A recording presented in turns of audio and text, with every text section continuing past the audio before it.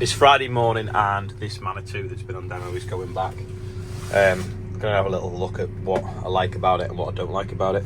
That switch is wrong way around. Easy fix though. I think you just pull that out, spin it round. So electric mirrors.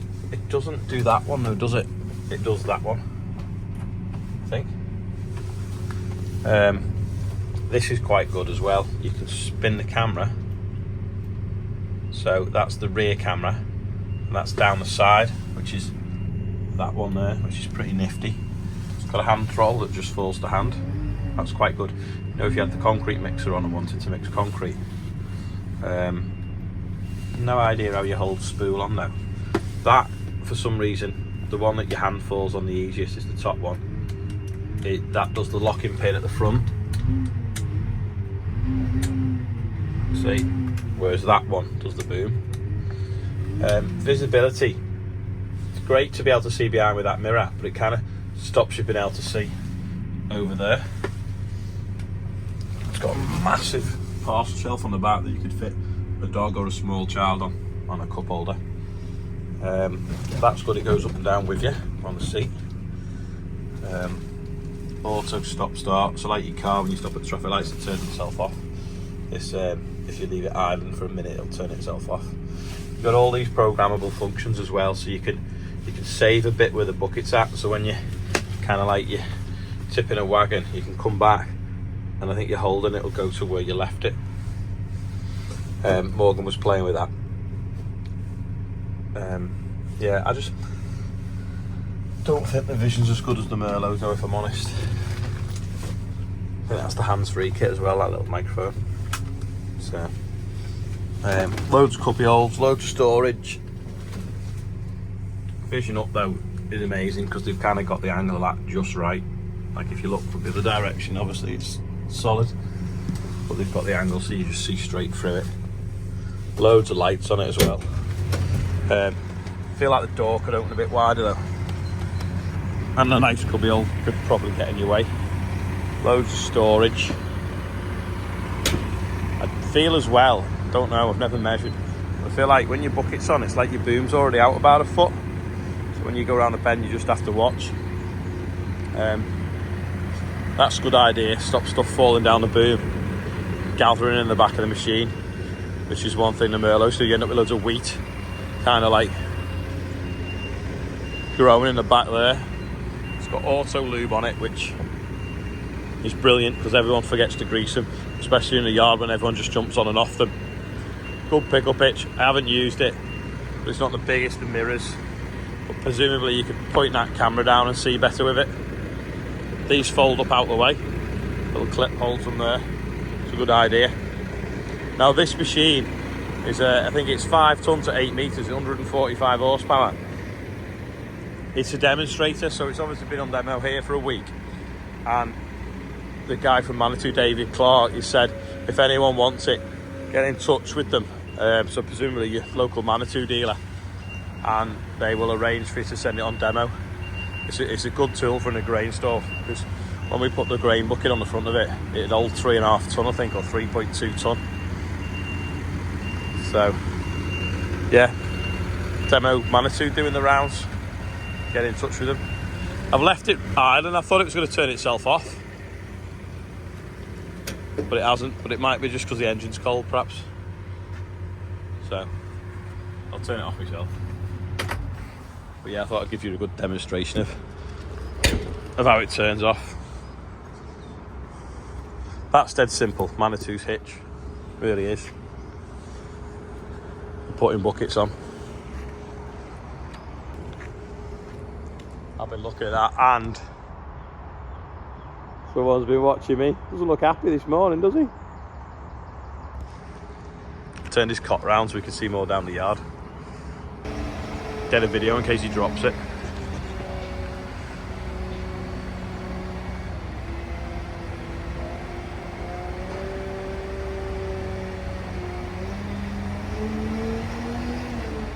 Oh, changes the first gear, I think.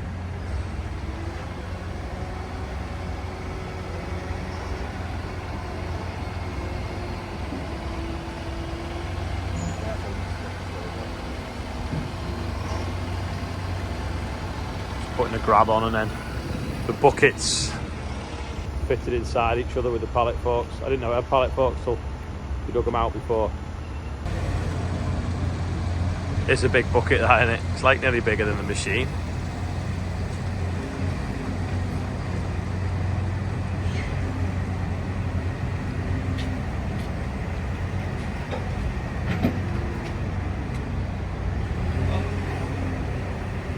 A bit blind, aren't you, driving on with a big bucket though?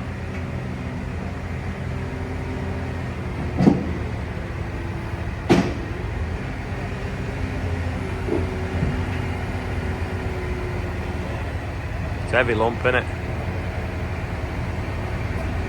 Need weight to move weight.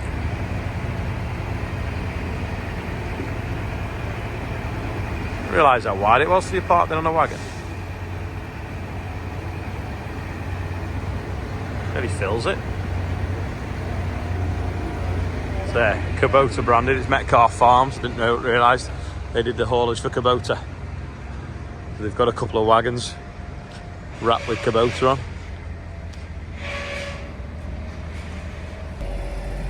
Right, this hasn't been on for a while.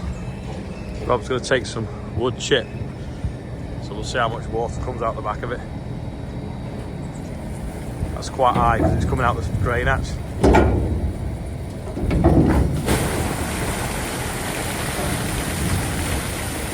Fair bit of water there. At least it's nice and clean anyway now.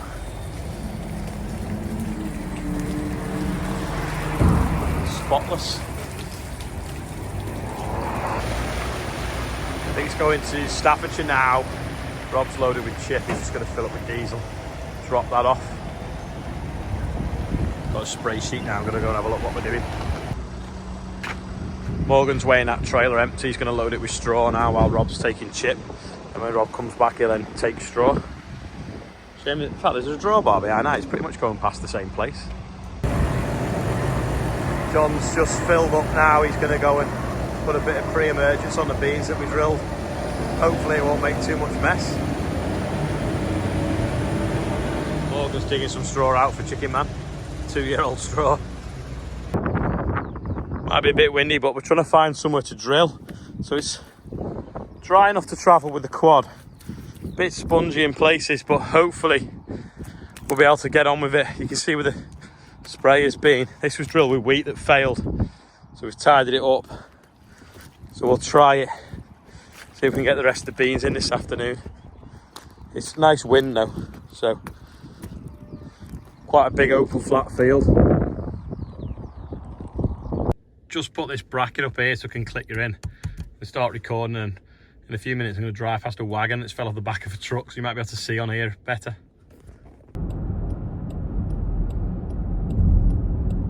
Ouch.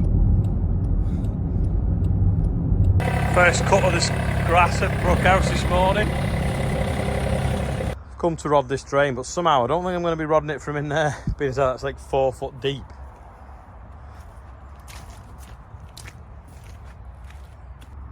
It's still flowing here though, so just leave it, I think. I just called in at Cheshire Farm Machinery, was passing with Nick, and he's looking at the trailer, but the brake testing machine on the 24th and 25th of April, Wednesday and Thursday, between 8 and 4 p.m.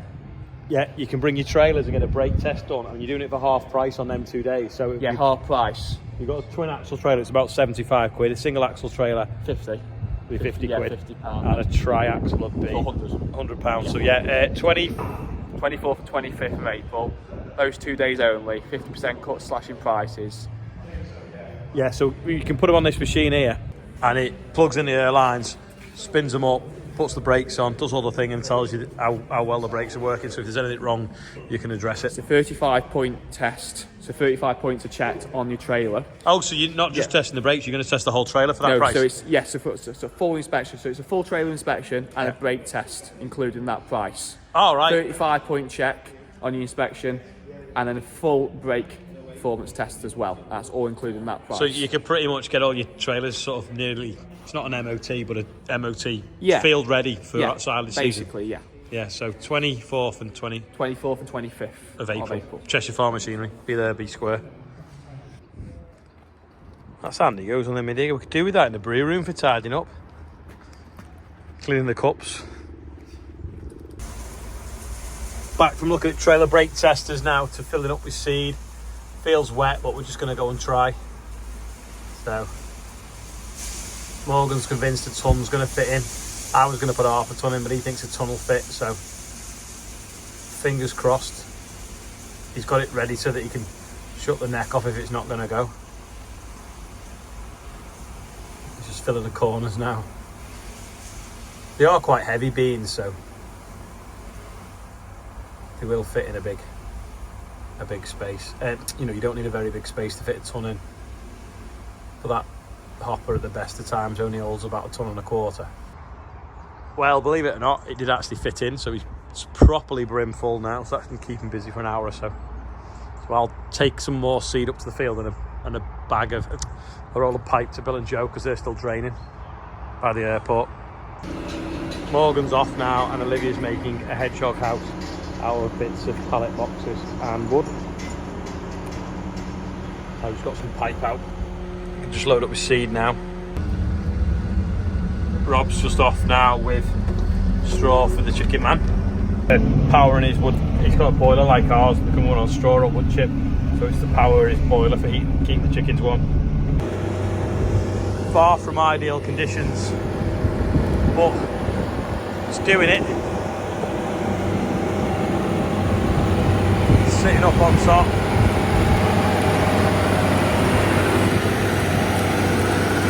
Oh. Got a soft tyre on that coulter there, haven't we?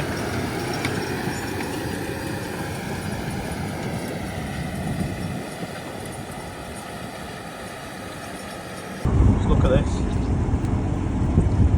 See the water underneath. There's a bit of a crust on the top with that, so able to drive on, but underneath it's proper wet. Yeah, he's folding up now. He's going to shoot to Bill and Joe's and blow up, because we're closer to their yard than our yard. That's the unfortunate thing with this, because it doesn't have air brakes, it doesn't have an airline, so we can't blow the tyres up. Or if we'd have known, we could have brought like a connecting with us and blew up the sprayer, because the sprayer will be passing soon as well. You can see there where he's gone through that tram line and it was water, and the water's now gone. So hopefully it'll grow. John's just finishing off, but yeah, we kind of need a quad track sprayer now. What a mess trying to spray the beans, but if we don't spray them, the pre-emergence, we'll just end up with a weedy mess. So we'll sacrifice having some tram lines. They're a bit deep, every 36 metre, than beans that aren't going to yield anything because they're swamped out by weeds. There's no weed control in beans after they've gone up.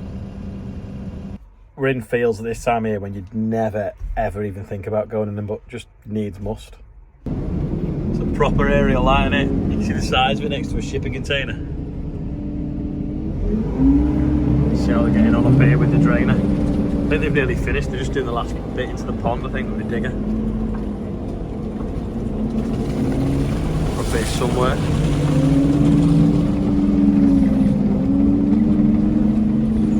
Near the beach. Can't believe how wet it is up here, considering how dry the ground is. I don't know what they've been doing here. I'm looking for trains.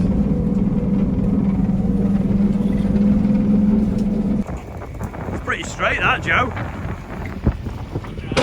GPS. So in a minute all this water's going to go down there to the river. If the levels are right. You see a shadow in the clay there when it's going up the drain. Pipeline across there, Joe. Someone's had enough of the rain.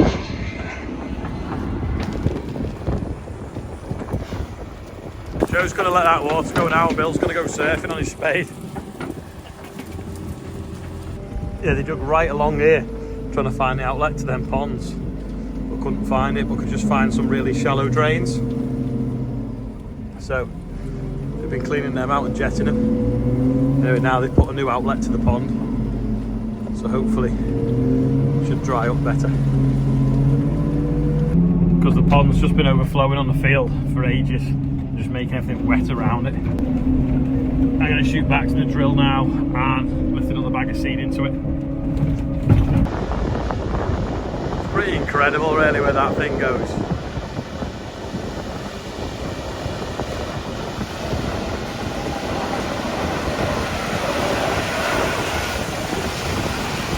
Fill him up now anyway. Morgan's topped up now, that'll keep him busy for an hour or so. Rob's going to fetch him the rest of the seed. I've got a meal tonight for Charlotte's friend's birthdays. So I'm going to go back, do the birthday bumper, edit, upload, get in the car, try not to get stuck in the traffic coming out of Aintree, and I'll see you all tomorrow. I forgot to say, Morgan went cutting the grass and got stuck and had to give up after going around the field twice, or the garden twice. Anyway, quickly do this. Amy Dearlove is 18, Matt Povey, I think it's pronounced, is on there. Mike Yates is 81. Stephen Lowe, big 5'1". Stephen Lowe you'll know from the Real Country File, out this Sunday. Matt Parks is 54 or 45, who knows. Charlotte Ruth Timmis is on there. Desi Core is 71. Sonny Arnold's 56. David Moore is a big 83. And Angus Pickett's on there. We're now £64,363. Happy birthday everybody on there. And anyone else whose birthday is today. Anyway, that's all from me today. Lads are going to finish off while I'm not here. Thanks for watching. I'll see you tomorrow.